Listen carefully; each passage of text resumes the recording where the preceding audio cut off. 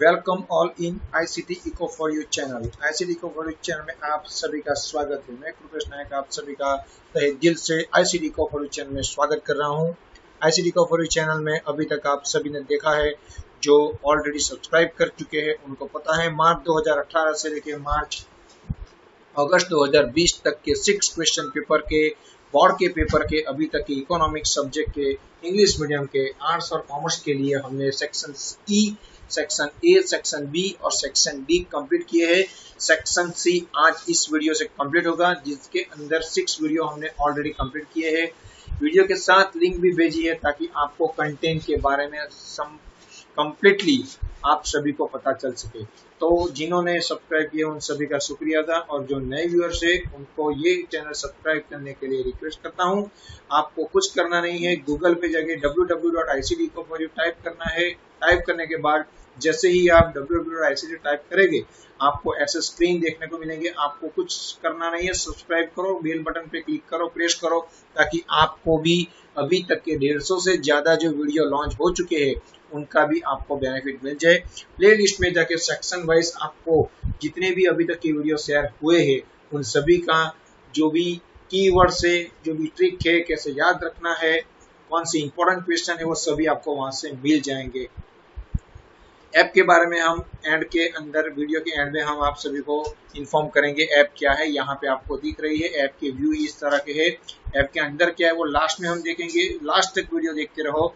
C section के अंदर जो भी 2021 जुलाई में एग्जाम देने वाले स्टूडेंट है उन सभी को 30% जो पोर्शन गवर्नमेंट ने कोविड-19 की वजह से लेस किया है उनको ध्यान में नहीं देना है। बाकी के व्यूअर्स 100% सिलेबस ध्यान में लेंगे।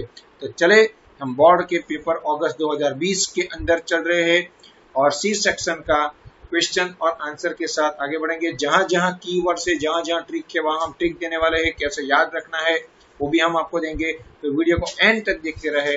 और जो भी आपकी क्वेरी है, स्क्रीन के ऊपर आपको नंबर दिख रहे हैं 9662532418 या मेरा ईमेल cknaik78@gmail.com, या आप कमेंट बॉक्स में कमेंट कर सकते हैं। वीडियो के बाद गुजराती मीडियम के डी और सी के लिए हम आगे बढ़ने वाले हैं।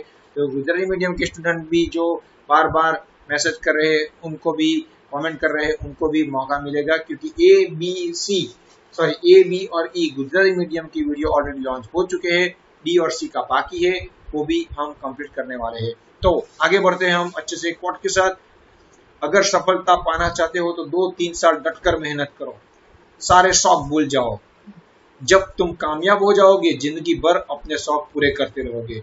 मोबाइल हाथ में है रख दो, फेसबुक बाजू में है तो रख दो, 2-3 घंटे टीवी देखने का शौक है वो बाजू में रखो। 2-3 साल डटकर मेहनत करनी है, सारे शौक भूल जाओगे। तो आप जब कामयाब होगे तो अपने आप वो सभी शौक पूरे करते रहोगे। तो एक अच्छे कोट के साथ हम आगे बढ़ते हैं। Economic subject, general stream, medium English, arts and commerce, Gujarat board. सबसे पहले 6 सेक्शन अगस्त 2020 के सभी 2 मार्क्स के क्वेश्चन आपके सामने आप देख रहे हो। उसके हिसाब से अब आगे बढ़ेंगे हम। सबसे पहले हम अगस्त 2020 के अंदर सबसे पहले क्वेश्चन के ऊपर है हम। तो सबसे पहला हम क्वेश्चन आपके सामने लेके आ रहे हैं। What is mean by bar diagram? Give the types of bar diagram. 2020 में फर्स्ट टाइम ये पूछा गया क्वेश्चन, अभी तक कोई भी बार ये क्वेश्चन पूछा नहीं है। तो what is mean by bar diagram? Give the types of bar diagram. First of all, a diagram showing the value of variable on any one base, that is place or time or region, is bar diagram. यानी किसी एक variable जो time पे या place या reason से show करते हैं डेटा, उनके साथ जो हम इक्वल साइज के पिलर बनाते हैं, इक्वल साइज के हम जो बार बनाते हैं, उनसे जो डायग्राम बनते हैं, that is called bar diagram. Give the types of bar diagram. काफी इजी है आपके लिए। सड़क मूवी आप सभी ने देखी होगी, उनके SDC को हम ले लेंगे।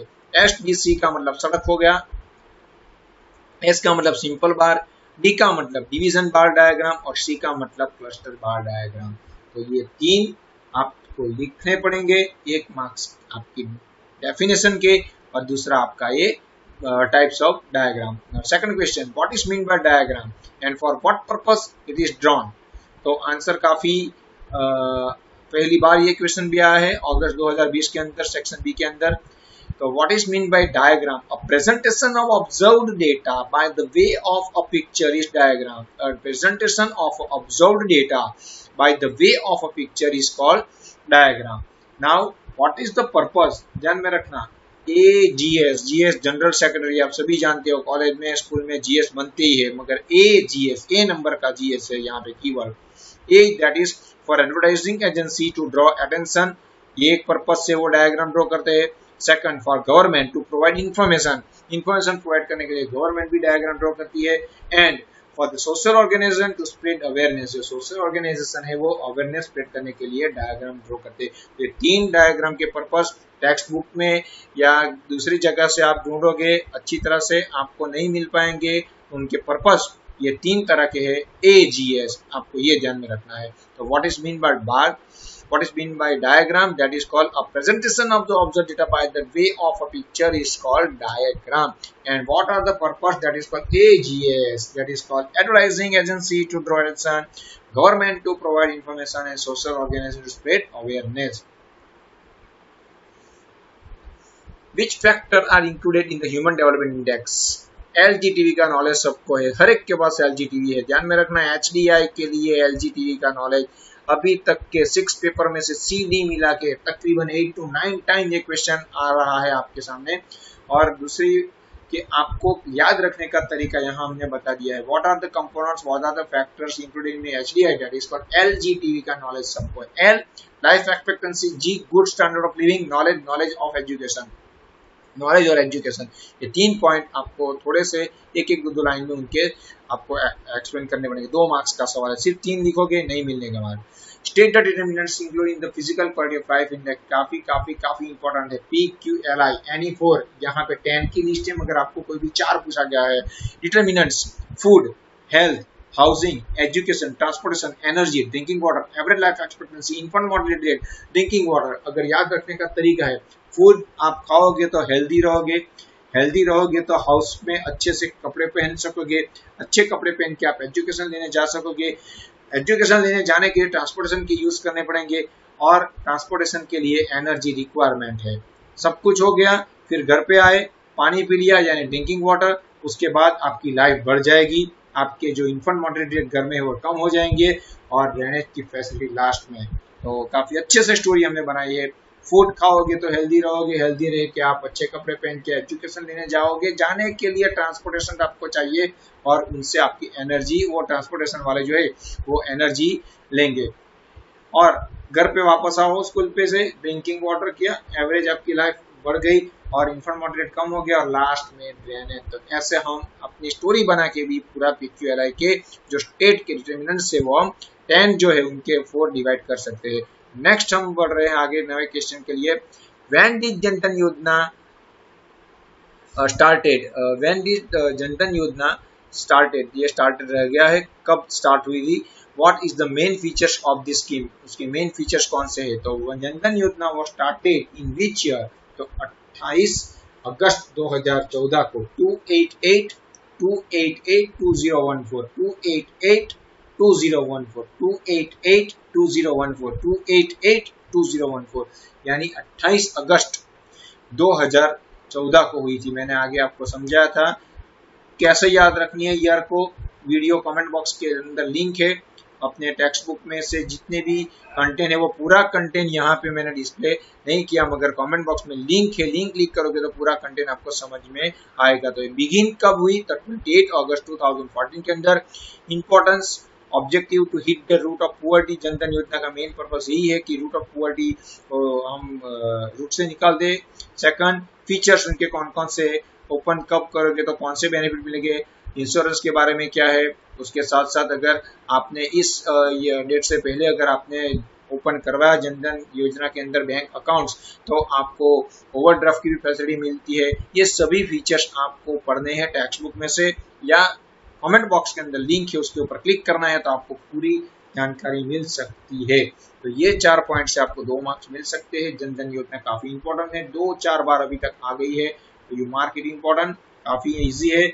जब आप बिगिन करो तो इंपॉर्टेंस ऑब्जेक्ट को ध्यान में रखो और उनके फीचर्स के बारे में खास हो. कोई भी आप स्टार्ट करते हो बिजनेस तो उनका इंपॉर्टेंट क्या है वो ऑब्जेक्ट आपको ध्यान में रखना है और उनके फीचर के बारे में खास सोचना है, ये उसकी की है। नेक्स्ट उसके ऑप्शन में ये क्वेश्चन है स्टेट द लिस्ट, देखना लिस्ट यानी अंदर डिस्कस नहीं करना है, लिस्ट ही देना है। State the list of self employment implemented by the government, self employment programmes, उनके name. IRDP integrated rural development programme, IRDP integrated rural development programme. TRYSEM, IRDP TRYSEM, training for the rural youth and for self-employment, training of rural youth and for self-employment, training of rural youth and for self-employment. Then DWCR, DWCR, ध्यान में रखना DWCR, DWCR है, that is development of women and children in rural area, development of women and children in rural area, development of women and children in rural area. 4 point MWS, Million Wealth Scheme, Million Wealth Scheme. CITRA, that is supplying input toolkit to rural ordinance, supplying input toolkit to rural ordinance. 6 GWS, Ganga welfare scheme, Ganga welfare scheme. तो 6 point काफी important है आपके लिए, याद रखना, काफी easy है। सबसे पहले IT आपको पता है, IT का I यहाँ पे है, IRDP में I और T का T यानी IT सभी जानते हैं, इनकम टैक्स का शॉर्ट फॉर्म IT होता है। उसके बाद ये DMS, डमस याद रखना है, डमस, DMS और G, DMSG, ITDMSG, ITDMSG, ITDMSG, ITDMSG, ITDMSG, ITDMSG। Next, Which are the characteristics of inflation? अब तो 2020 का लास्ट पेपर ये चल रहा है सेक्शन सी का, मगर डी, सी और ई तीनों मिला के अभी तक कैरेक्टरिस्टिक्स एम्प्लॉयमेंट के अगर आप देखो तो तकरीबन 8 to 9 टाइम्स इन्फ्लेशन की कैरेक्टरिस्टिक्स आ गई है। उनकी कीवर्ड यहाँ पे नहीं लिखी, मगर फुल एसी में कंज्यूमर को देख, फुल एसी में कंज्यूमर परचेस ज्यादा करेंगे हम सरप्राइज होंगे, फुल एसी में कंज्यूमर परचेस ज्यादा करेंगे हम सरप्राइज होंगे, फुल एसी में कंज्यूमर ज्यादा होंगे परचेस ज्यादा करेंगे हम सरप्राइज होंगे। तो full that is called full employment, all sector that is called a, all sectors of economy see that is called constant, यानी ऑल फुल एसी में, एसी हो गया फुल और एसी हो गया। अब परचेस करेंगे, कौन परचेस करेंगे? कंज्यूमर। तो फुल एसी में कंज्यूमर परचेस करेंगे, परचेस पकड़ना है हमें, कंज्यूमर को छोड़ देना है, तो purchasing power of money decreases और हम सरप्राइज होंगे, surprise that is called suppress inflation. तो फुल एसी में कंज्यूमर ज्यादा परचेस करेंगे तो हम सरप्राइज होंगे। ये आपका कीवर्ड्स था जो अभी मैंने नहीं लिखा, क्योंकि अभी तक के सेक्शन डी के 6 पेपर, सेक्शन सी के 6 पेपर और सेक्शन ए के 6 पेपर से 18 के सीरीज के अंदर तकरीबन 9 to 10 टाइम्स ये रिपीट हुआ है कैरेक्टरिस्टिक्स ऑफ इन्फ्लेशन, चाहे वो सी में हो सकता है, डी में हो सकता है, ई में हो सकता है। तो उनके कीवर्ड्स आपको अब याद रहने चाहिए कि फुल एसी में कंज्यूमर परचेस ज्यादा करेंगे तो हम सरप्राइज होंगे। Now next point, give type of deposit accepted by the commercial bank. ये भी 2-3 बार अभी तक के बोर्ड के पेपर में आ गए हैं। करंट में सेविंग फिक्स करोगे तो भविष्य में कुछ भी रिक्वायरमेंट नहीं है, यानी करंट यानी अभी आप कमा रहे हो तो उसके करंट में ही आपको सेविंग करना पड़ेगा। फिक्स कर दोगे सेविंग तो फिर फ्यूचर में जब रिटायर होगे तो कुछ रिक्वायरमेंट नहीं है। करंट में सेविंग फिक्स करो, भविष्य में कुछ रिक्वायर नहीं है। करंट यानी यहाँ पे current account, savings account, fix account और लॉन्ग टर्म और FD एंड रिकरिंग अकाउंट। तो ये current account, savings account, fix account और recurring accounts are accepted deposit by the government और commercial bank. Define cyclical unemployment. I have already told earlier that everyone have to know about all cyclical or disguised or frictional or open unemployment terms with their example. Why? Because in section C and section D, repetitively, turn by turn, it will be asking by the board use. So this is very important in unemployment chapter. So cyclical, very important. Reason effective होगा तो 1929 के example solve होंगे, reason effective होगा तो 1929 के example solve होंगे, reason effective होगा तो 1929 के एग्जाम्पल सॉल्व होंगे, यानी रीजन आपके पास इफेक्टिव होने चाहिए 1929 के एग्जाम्पल को सॉल्व करने के लिए। तो साइक्लिकल की डेफिनेशन आप सभी को पता है कि रिसेशन बूम्स जैसी जो अलग अलग हमारी तेजी मंदी आती है इकोनॉमिक्स के अंदर, उसकी वजह से जो भी हमारे अप्स एंड डाउन्स होते हैं, अनएम्प्लॉयमेंट बढ़ती है कम होती है, that is called cyclical unemployment. तो first is reason, so reason for boost and recession in the capitalist economy, capitalist economy के अंदर रिसेशन और बूस्ट से ये इकोनॉमी के अंदर 100% जो अनएम्प्लॉय हो जाते हैं पर्सन, उससे अनएम्प्लॉयमेंट जनरेट होती है, वो साइक्लिकल है। साइकिल यानी बूस्ट और रिसेशन की। Second, effect of depression, depression की इफेक्ट क्या हो सकती है पूरी इकोनॉमी के अंदर। जो डिप्रेशन से आगे बढ़ता है उनकी पता चलता है कि डिप्रेशन के अंदर बहुत सारा नुकसान होता है, बहुत सारे लोगों को आमदनी नहीं मिलती, बहुत सारा भरा पड़ा हुआ है वो बिकता नहीं है, तो बहुत सारे लोग अनएम्प्लॉय होते हैं, unemployed directly converted into poor, तो पुअरिटी भी इंक्रीज होती है, स्टैंडर्ड ऑफ लिविंग हमारा लो हो जाता है, पर कैपिटा इनकम कम हो जाती है, that is the effect of depression. Third point is 1929 cyclical unemployment faced by England and USA. ये पॉइंट भी आपको डिक्टेट करने 2 मार्क्स से 2 मार्क करिए, इतने पॉइंट तो आने ही चाहिए, उसके नीचे अंडरलाइन होनी ही चाहिए। 1929 और 30 की साइक्लिकल अनएम्प्लॉयमेंट अमेरिका और इंग्लैंड ने भी फेस की थी। Example Indian diamond industry, Indian diamond industries के अंदर भी बहुत सार 4-5 साल पहले बहुत सारी मंदी आई थी। अभी भी आप देख रहे हो कोरोना की वजह से भी बहुत सारे इंस्टीट्यूट, बहुत सारी इंडस्ट्रीज के अंदर बाल भरा पड़ा हुआ है, इफेक्टिव मार्केट के अंदर डिमांड नहीं होती है, तो there is a recession period are going on, कोई भी आगे नहीं बढ़ रहा, धीरे धीरे करके पूरा इकोनॉमी ऐसे जो महामंदी के एरिया में अगर बस गया तो फिर साइक्लिकल अनएम्प्लॉयमेंट ज्यादा होगी, क्योंकि मंदी से लोगों को काम नहीं मिल रहा है, वो भरा पड़ा है, कोई लेने के लिए रेडी नहीं है, तो दूसरा प्रोडक्शन नहीं करवाएंगे और जो लोग वहां प्रोडक्शन करने आते थे उनको वर्कआउट करना पड़ता है। Now how to solve, government कैसे सॉल्व करेगी, ये सभी पॉइंट अच्छी तरह से समझने के लिए कमेंट बॉक्स में जो लिंक है उसके ऊपर क्लिक करना, चैप्टर साइक्लिकल यानी अनएम्प्लॉयमेंट के 6 चैप्टर के अंदर जाना और वो सभी समझ लेना, तो आपको 100% ये पॉइंट क्लियर कट होंगे।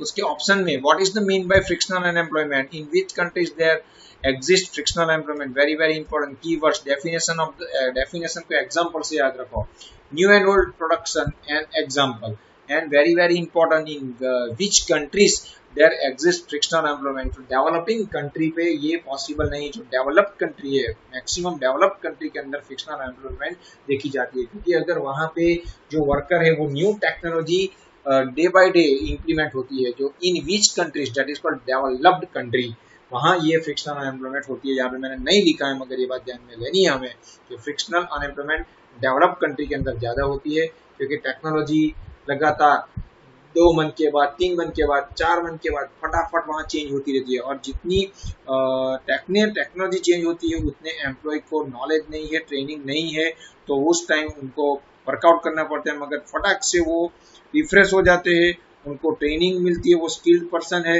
अच्छी तरह से स्किल डेवलप करते हैं और फिर से जुड़ जाते हैं उसी वक्त के अंदर। तो एग्जाम्पल स्मार्टफोन और ओल्ड फोन, कीपैड वाले फोन के ऊपर जो काम करते थे उनको मैंने आगे भी आपको एग्जाम्पल दिया है कि अगर उनको मोबाइल के टच स्क्रीन वाले के ऊपर कुछ काम करना तो वो एम्प्लॉय कर नहीं पाएंगे, क्योंकि उसके पास ओल्ड फोन का ट्रेनिंग है, स्किल है, उनके पास टेक्निक है, मगर वो 4-5 मंथ के लिए वर्कआउट होंगे, फिर वो ट्रेनिंग लेंगे, उनका सब कुछ सीख लेंगे, लर्न करेंगे अच्छी तरह से, तो वो फिर से उस इंडस्ट्रीज के अंदर जुड़ जाएंगे, तो वो नेचुरली डेवलप्ड कंट्री के अंदर ये पॉसिबल है। Now next, explain the types of crop in agriculture sector with appropriate example. Food grain, the food which is not directly used as a food grain,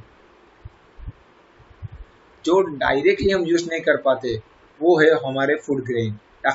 for example wheat, rice नहीं है, rice, there is a, I am sorry, spelling is error there, rice, bajra included grain pulses, these are known as a food grain, that is called non-cash, and second is non-food grain, that is called cash crop, the food which directly used as a food, that is called food grain, directly हम use करते जैसे ground nut, sugar cane, sunflower, cotton, these all are the non-food grain example. So appropriate example याद रखना है, food grain को non-food grain, that is cash crop.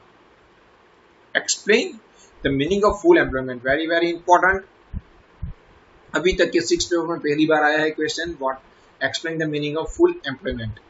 Keywords, definition के reason को major करो, डेफिनेशन के रीजन को मेजर करो, डेफिनेशन के रीजन को मेजर करो। First is definition, full employment की डेफिनेशन क्या है, रीजन फॉर फुल एम्प्लॉयमेंट, और full employment can be measured through these three ways. First is register in the employment exchange, second sample survey, and third is census. तो full employment क्या है, पढ़े लिखे हैं, अच्छी तरह से क्वालिफाइड है, उनके पास कैपेसिटी है, फिर भी उनको काम नहीं मिल रहा, वो ढूंढ रहे हैं, प्रीवियस रेट के ऊपर काम करने के लिए रेडी है, फिर भी they are not able to get job, those are non as full employ.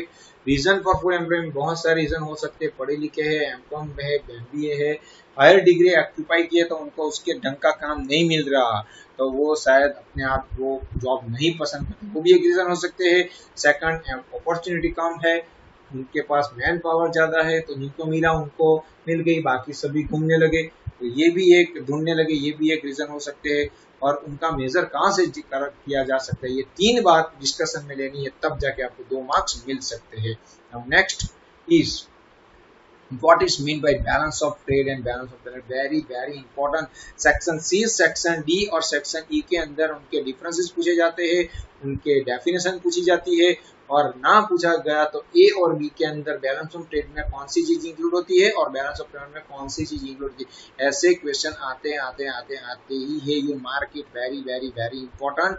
तकरीबन 10-12 बार अलग अलग सेक्शन से ये क्वेश्चन पूछा गया है। तो सबसे पहले import and export of tangible, balance of trade की BT, that is balance of trade. Balance of trade के अंदर इंपोर्ट और एक्सपोर्ट सिर्फ टेंगिबल गुड्स की होती है, ध्यान में रखना। Balance of trade is a statement showing the goods of import and export of only and only tangible goods, जो हम टच कर सकते हैं, ये सभी चीजों का ही हम बैलेंस ऑफ ट्रेड में इंपोर्ट एक्सपोर्ट की डेटा देंगे। बैलेंस ऑफ पेमेंट की बात होती है तो import and export of tangible and intangible, balance of BP, that is balance of payment, balance of payment equal to what, तो import और export जो हम tangible और intangible यानी जो visible है, non visible है, ऐसे सर्विस को भी हम import export करते हैं, तो ये सभी import export के डेटा हम अपने बैलेंस ऑफ पेमेंट के स्टेटमेंट में शो करते हैं। Balance of trade it is only for tangible, balance of payment import and export of tangible and intangible goods।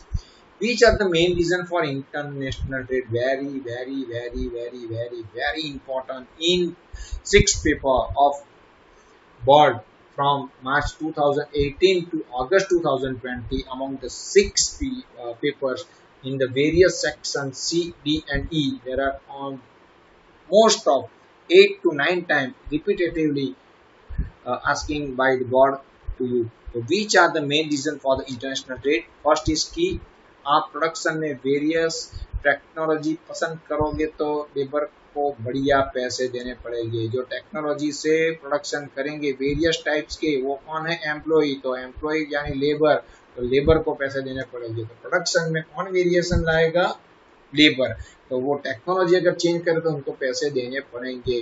तो इंटरनेशनल ट्रेड क्यों करना पड़ा, तो first is cost of production, second various, that is called differences in the factors of production in various countries, technology, that is technological progress, labor, that is division of labor and specification। ये 4 point से हमें compulsory international trade करना पड़ा।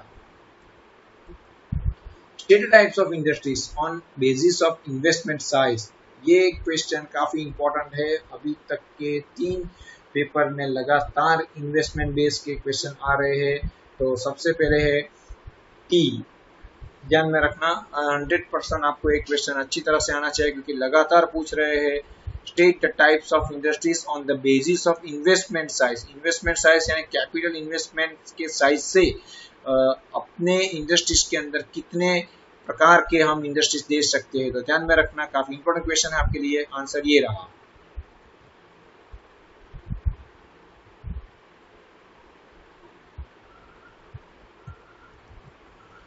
तो answer T of SMC is large, SMC की चाय large है, keyword से सबसे पहले टी यानी tiny, S small, M medium, C cottage and last one is large. Tiny industries का investment 20 up to 25 lakhs, small के more than 25 lakhs, less than 5 crore, medium more than 5 crore, less than 10 crore, और large लिखा नहीं है, ध्यान में रखना। 10 करोड़ से ज्यादा जो भी है वो लार्ज इंडस्ट्रीज है। तो आपको ये क्वेश्चन अभी तक के 6 पेपर के अंदर 3 से 4 बार पूछे गए, काफी इंपॉर्टेंट है और सेक्शन बी के अंदर भी आने के चांसेस होंगे। When was the special economic zone implemented? State the main purpose of SEZ.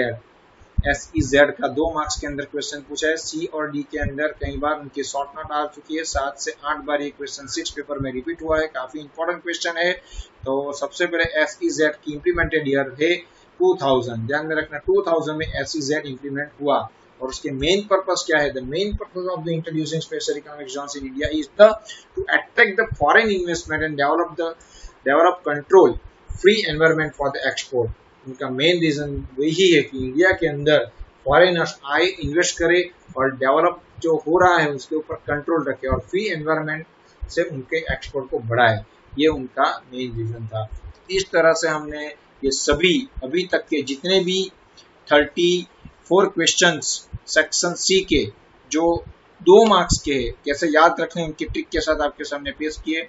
Video के एंड में हमने आपको बोला था कि हम ऐप के बारे में आपको जानकारी देंगे। तो एंड्रॉयड यूजर्स प्ले स्टोर में जाके जो आपके स्क्रीन के ऊपर जो ब्लिंक हो रहा है यहाँ पे कंप्यूटर के अंदर ICT Eco for You type करके आप अपने मोबाइल के अंदर ICT Eco for You की ऐप इंस्टॉल कर सकते हैं। उसके बाद रजिस्ट्रेशन करना है, सिंगल टाइम रजिस्ट्रेशन का पेज आप ऑन करोगे तो आपको बेसिक डिटेल पूछेंगे, आपको पासवर्ड खुद बनाना है। पासवर्ड के अंदर आपको numeric, alphabet, small letters, capital letters और स्पेशल कैरेक्टर यूज करना है, खुद पासवर्ड बनाना है। डायरेक्ट आप जैसे ही इंस्टॉल करने के बाद अपने मोबाइल नंबर या कोई भी आपका पासवर्ड डालोगे तो ऐप ओपन नहीं होगी। कंप्लीट करने से आपको 1 to 12 तक के सभी PDF की टेक्स्ट बुक, हर एक वीडियो, बहुत सारी लिंक और हर एक सब्जेक्ट का कुछ न कुछ यहाँ से मिलेगा। ये जो अभी अपने वीडियो देखे हैं उनकी लिंक भी वहाँ पे हम लिंकअप करने वाले हैं। तो जो अभी भी ICT Eco for You app नहीं इंस्टॉल की वो इंस्टॉल कर सकते हैं। ऑनलाइन टेस्ट भी वहाँ पे आप दे सकोगे। तो keep watching ICT Eco for You for more update. Gujarati medium के सेक्शन सी और सेक्शन डी हम आगे बढ़ रहे हैं। Within a week we will try our best to provide you for the Gujarati medium section C and D from same platform. So thank you for the watching this video till the end. Thank you for the day. Keep watching ICT Eco for You channel for more updates. Have a nice day. Goodbye.